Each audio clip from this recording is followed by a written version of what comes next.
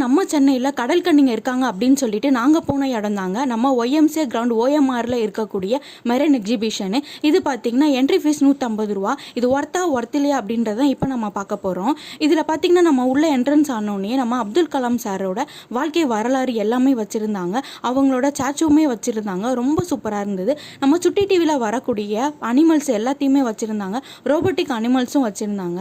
அடுத்து பார்த்தீங்கன்னா ஃபிஷ் வச்சுருக்காங்க. இந்த ஃபிஷ் டன்னுள்ளேயே நம்ம போகலாம். எல்லாமே ரொம்ப சூப்பராகவே இருந்துச்சு.